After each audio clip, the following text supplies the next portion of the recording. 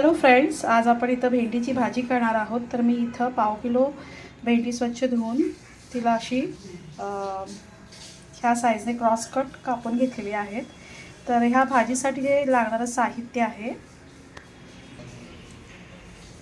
अगोदर मी इथं लसूण घेतलं आहे, एक 10 पाकळ्या, अर्धा टोमॅटो, 4 छोटे कांदे उभे चिरून, कढीपत्ता आणि फोडणीसाठी आपण मोहरी हिंग घालणार आहोत. ऑलरेडी मोहरी तडतडली आहे, तर आपण त्याच्यात लसूण घातलं आहे. लसूण जरा लालसर झालं, कढीपत्ता आणि हिंग टाकणार आहोत.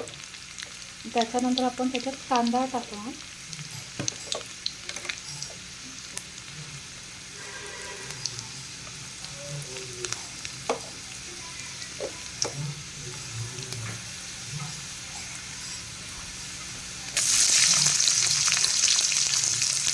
कांदा टाकते उभा चिरलेला.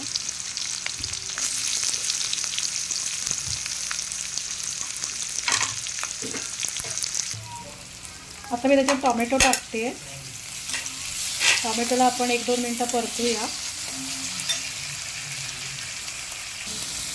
आता मी ह्याच्यात छोटा चमचा हळद टाकते, 1-2 चमचे लाल तिखट छोटे,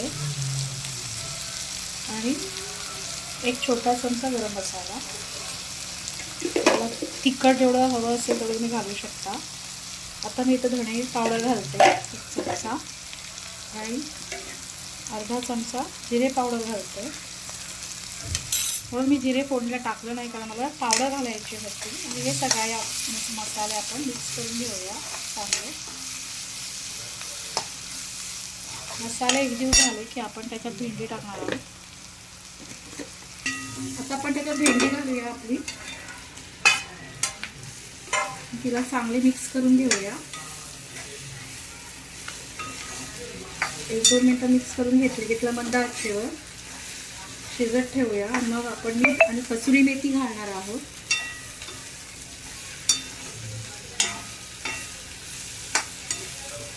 आता तिला शिजत ठेवूया.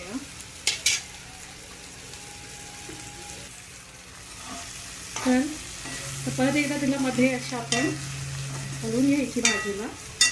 तर मी त्याच्यात मीठ टाकणार आहे चवीपुरतं, आणि कसुरी मेथी टाकते. तिला अजून चांगली चव येते. परत 5 मिनटं ठेवते. आपण कसुरी मेथी अशी क्रश करून टाकूया. भाजीला चांगला फ्लेवर येतो. अजून 5-10 मिनटं आपण ही भाजी ठेवूया.